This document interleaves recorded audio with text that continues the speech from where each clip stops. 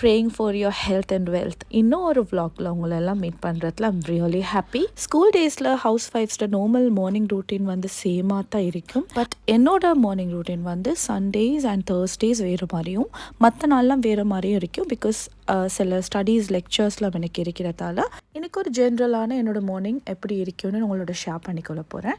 இன்னும் வரைக்கும் என்னில் மாறாத ஒரே ஒரு ரூட்டீன் என்னென்னா வார்ம் வாட்டர் வித் லெமன். அதை செஞ்சு அடுத்த பக்கத்தில் வச்சுட்டு தான் என்னோட மற்ற ஃபுட் மேக்கிங் மற்ற ப்ரோசஸ் எல்லாம் நான் பண்ணுறது வழக்கம். என்னோட மார்னிங் வந்து 5 இல்லாட்டி 5:30க்கு ஸ்டார்ட் பண்ணும். முதலாவது ஹலாக்கான பிரேக்ஃபாஸ்ட் ரெடி பண்ணுவேன். இன்றைக்கி பேன் கேக் ரெடி பண்ணலான்ற ஒரு ஐடியா. பேன் கேக் ஒவ்வொரு நாளும் ஒவ்வொரு மாதிரி செய்வேன். இன்றைக்கி கிரைண்டரில் போட்டு கிரைண்ட் பண்ணியே செய்வேன்னு பார்க்குறேன். ஏன்னா வந்து லம்ஸ் எடுக்கிறதுக்கு டைம் இல்லை, கொஞ்சம் லேட் ஆகிடுச்சு. ஸோ பேன் கேக்குக்கு ஒரு கப் மைதா மாவுக்கு ஒரு எக், கொஞ்சம் சால்ட், கொஞ்சம் பேக்கிங் பவுடர், அப்புறம் மில்க்கும் போட்டு தேவையான அளவு கொஞ்சம் சுகரும் இன்றைக்கி ஆட் பண்ணிக்கொள்கிறேன். ஒரு 2 டேபிள் ஸ்பூன் மாதிரி சுகரையும் ஆட் பண்ணி அதை நல்லா பிளெண்ட் பண்ணி எடுத்துக்கிறேன். நார்மலி நான் வந்து பிளெண்ட் பண்ணுறதை ப்ரிஃபர் பண்ண மாட்டேன். ஏன்னா வந்து அது ரொம்ப தண்ணி மாதிரி போயிடும். ஸ்பூன் இல்லாட்டி விஸ்க் யூஸ் பண்ணி நீங்கள் அதை நல்லாவே பிளெண்ட் பண்ணி எடுத்துக்கொள்ளலாம். இது வந்து ஒரு காமனான விஷயம், நிறைய பேருக்கு தெரிஞ்சிருக்கும். பேன் கேக்கை இந்த குழிப்பணியாரம் செய்கிற சட்டியில் பண்ணி பாருங்கள். அந்த டிசைன் அழகாக இருக்கும். அதோட ஸ்கூல் போகிற பசங்களுக்கு அதை எடுத்து சாப்பிட்றதுக்கு கொஞ்சம் ஈஸியாக இருக்கும்.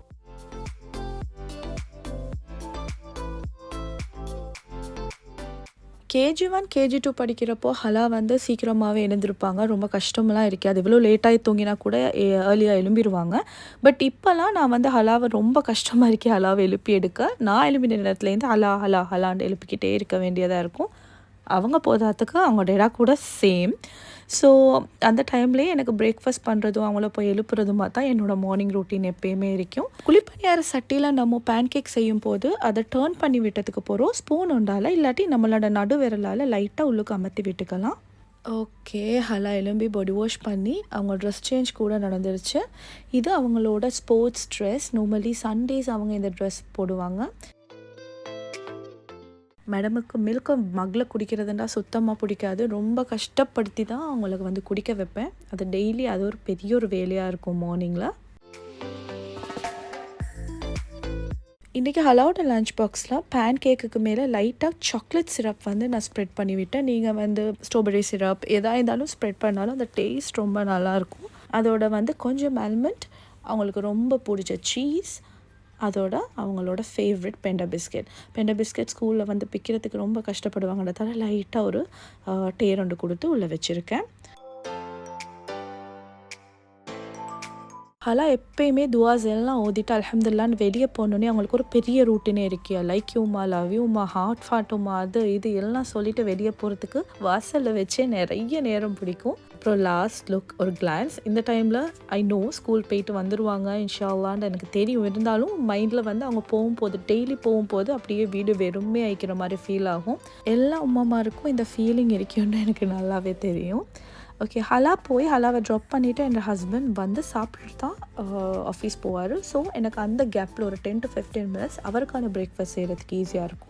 எங்கள் வீட்டில் பாயிலிங் வாட்டரில் அப்படியே அடுப்பில் நூடுல்ஸை வந்து குக் பண்ணுறது யாருக்குமே பிடிக்காது. ஸோ இப்படி அதை பிரேக் பண்ணி ஒரு கோப்பையில் போட்டுட்டு அதுக்கு மேலே ஹாட் வாட்டர் போட்டு மூடி வச்சுருவோம். அந்த ஹீட்டில் குக் ஆகிற நூடுல்ஸ் தான் எல்லாருக்கும் பிடிக்கும். ஸோ இண்டோமி நூடுல்ஸில் தான் இன்றைக்கி நான் வெஜிடபிள் நூடுல்ஸ் பண்ண போகிறோம். ஓகே, நூடுல்ஸ் குக் ஆகிட்ருக்கு. ஃபர்ஸ்ட்டுக்கு வந்து எண்ணெயில் வெங்காயத்தை போட்டு நல்லா தாளிச்சிட்டு அதுக்கப்புறம் கறி லீவ்ஸ் ரொம்ப போட்டு நீங்கள் உங்களுக்கு தேவையான எந்த வெஜிடபிளாக இருந்தாலும் சின்ன சின்னதாக கட் பண்ணி இதில் போடலாம். இன்றைக்கி நான் கேரட்டும் ப்ரக்கலியும் யூஸ் பண்ணியிருக்கேன். இது நல்லா மிக்ஸ் ஆகி வந்தப்புறம் நம்ம சால்ட் அண்ட் பெப்பர் ஆட் பண்ணிக்கலாம். இன்ஸ்டன்ட் நூடுல்ஸ் பேக்கெட்லலாம் இந்த மாதிரி 2 சஷெட் வரும். ஒன்று வந்து இந்த மாதிரி மசாலா, அப்புறம் இந்த ஆயிலி கன்சிஸ்டன்சி ஆகிக்கிறோண்டு. இன்ஸ்டன்ட் நூடுல்ஸ் சரியில்லைன்னு சொல்கிறதுக்கு ரியல் ரீசன் என்னடா வந்து அந்த மசாலா தான். இந்த ஆயிலை மட்டும் நீங்கள் ஆட் பண்ணி நூடுல்ஸ் பண்ணிக்கலாம்.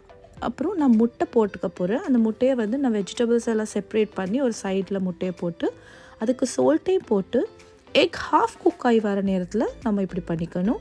ஸ்டார்டிங்லேயே பண்ணோன்னா அது அப்படியே தண்ணியாகவே ஆயிரும். இப்படி நம்ம இடையில அது நல்லா குக் ஆனோடனே பண்ணும்போது அது தனித்தனியாக செப்பரேட்டாக இருக்கும். இப்போ ரெண்டையும் நல்லா மிக்ஸ் பண்ணி விட்டுட்டு நம்ம நூடுல்ஸை ஆட் பண்ணிக்கொள்ளலாம். இந்த பாருங்கள், நூடுல்ஸ் நல்லா குக் ஆயிடுச்சு.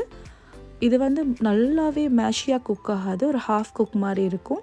ஸோ வெஜிடபிள் நூடுல்ஸ் பண்ணுறதுக்கு இந்த வேளை நீங்கள் வந்து நூடுல்ஸை குக் பண்ணுறது ரொம்ப ஈஸியான மெத்தட். ஹஸ்பண்டுக்கான பிரேக்ஃபாஸ்ட் ரெடி.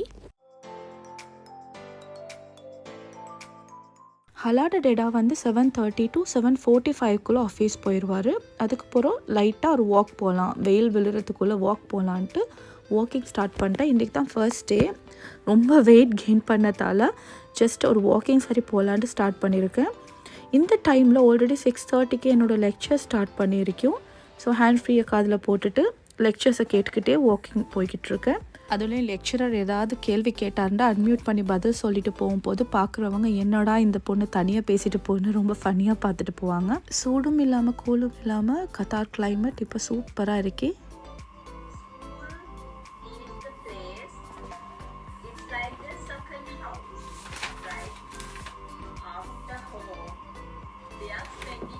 சரியாக லெக்சர் ஹாஃப் வேல வந்து ஆக்டிவிட்டீஸ் இல்லாட்டி ப்ரொஜெக்ட் ஸ்டார்ட் பண்ணிடுவாங்க. ஸோ வந்ததும் எதுவுமே பண்ணாமல் அப்படியே லெப் ஆன் பண்ணி உட்காந்துருவேன்.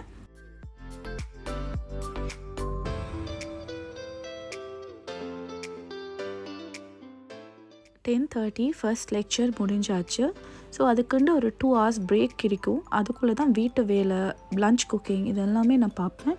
இன்றைக்கி என்னோடய ஃபேவரட்டான பிரேக்ஃபாஸ்ட் கோர்ன்ஃப்ளாக்ஸில் லைட்டாக ஏதாவது ஃப்ரூட்ஸ் போட்டு சாப்பிட்றது. அதுவும் என்னோடய ஃபேவரட் பொமக்ரனட் போட்டு சாப்பிட்ருக்கேன். நீங்கள் யாராச்சும் கோர்ன்ஃப்ளாக்ஸும் பொமக்ரனட்டும் மிக்ஸ் பண்ணி சாப்பிட்டு பார்த்துருக்கீங்களா? எப்படி இருக்குன்னு கமெண்ட்ஸில் போடுங்க. நடுப்பகலில் துபாயில் சுற்றி திரிச்சதால் ஸ்கின் ரொம்ப டேமேஜ் ஆகிருந்துச்சு. அதுக்காக இப்போ ஃபியூ டேஸாக நான் ஃபாலோ பண்ணுற மார்னிங் ரூட்டீன் ஒன்று தான் இது. சன் டேன் பிக்மெண்டேஷனை ரிமூவ் பண்ணுறதுக்கு இது one of the best remedy.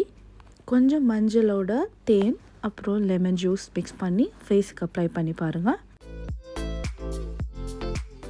Morning எழும்பினோடனே first வேலையாக நான் பெட்டை க்ளீன் பண்ணிடுவேன் அப்படின்னு நான் சொல்ல மாட்டேன். என்னோடய மார்னிங் ரூட்டீன் கொஞ்சம் ரஷ்ஷாக தான் இருக்கும். ஸோ என்னோடய வேலையெல்லாம் ரொம்ப மெதுவாக நான் பண்ணி முடிச்சிடுவேன். இன்ஃபேக்ட் காலையில் சமைக்கிறதுக்கு யூஸ் பண்ண சட்டிப்பானை கூட அப்படியே கழுவாமல் இருக்கும். இந்த ஒரு 2 hours பிரேக் டைமில் தான் அந்த வேலையை கூட பண்ணுவேன். பட் மார்னிங் இதெல்லாம் பண்ணி முடிச்சு வீடெல்லாம் கூட்டிகிட்டு பார்க்கும்போது அந்த ஃபீலிங்கே ரொம்ப நல்லாயிருக்கும்.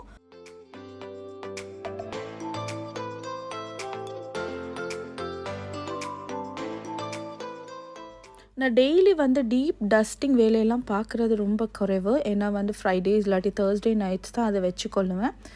டெய்லி ரூட்டீனில் வந்து நான் லைட்டாக தொடச்சி விட்டுப்பேன். ஃபுல் டஸ்டிங் டெய்லி பண்ணுறதுக்கு 100% எல்லாருக்கும் டைம் இருக்காது.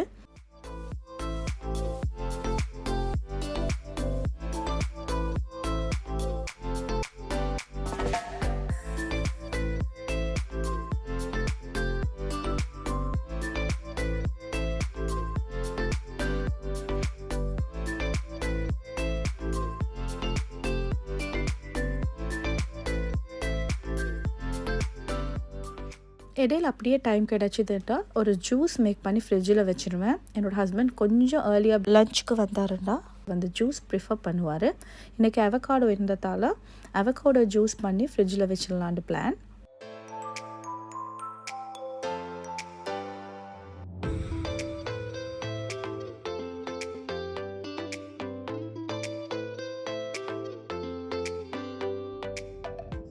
கடைசியாக க்ராக்கரிஸ் கட்லரிஸ் எல்லாத்தையுமே வாஷ் பண்ணி வைக்கிறது. இன்றைக்கி காலையில் கொஞ்சம் லேட்டானதால் ரஷ்ஷாக எல்லாமே அப்படியே சிங்க்குள்ளே நிறைஞ்சிருச்சு. ஸோ இதை க்ளீன் பண்ணி வச்சா தான் நான் லஞ்சுக்கு திருப்பி கிச்சனில் வரும்போது எனக்கு கொஞ்சம் ஈஸியாக இருக்கும். க்ளீன் பண்ணுறதை வந்து நம்ம ரொம்ப விரும்பி பண்ணும்போது, அதோட ஆர்ட்டாக நினச்சி பண்ணும்போது, நம்ம வீட்டை டெக்கரேட் பண்ணுறது, க்ளீன் பண்ணுறதெல்லாம் நமக்கு ரொம்ப பிடிச்சி போயிடும்.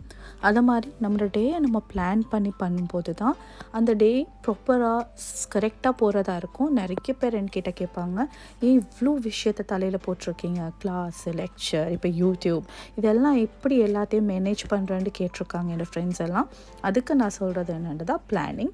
ஸோ டெய்லி மார்னிங் ஒரு புக் எடுத்து அவங்களோட விஷயத்தை பிளான் பண்ணிக்கிட்டிங்கன்னா, ப்ரியோரிட்டைஸ் பண்ணிக்கிட்டிங்கன்னா எது முக்கியம் இல்லைன்னு நம்ம கரெக்டாக கண்டுபிடிச்சிக்கலாம். ஸோ அதுபடி நீங்கள் பண்ணிங்கன்னா டே வந்து எந்த டென்ஷனும் இல்லாமல் நடக்கும். மார்னிங் வேலை எல்லாம் முடிஞ்சோடனே நான் வந்து செகண்ட் லெக்சருக்கு உட்காந்துருவேன். இதுதான் என்னோட ப்ரொடக்டிவ் மார்னிங் ரூட்டீன். நிச்சயமாக என்ஜாய் பண்ணியிருப்பீங்க. இதுலேருந்து ஏதாச்சும் இம்பார்ட்டன்ட் எடுத்திருப்பீங்கன்னு நான் நினைக்கிறேன். இன்னும் எங்களோட சேனலை நீங்கள் சப்ஸ்கிரைப் பண்ணாமல் இருந்தால் சப்ஸ்கிரைப் பண்ணிக்கோங்க. Let's together capture and explore the moments. Thank you.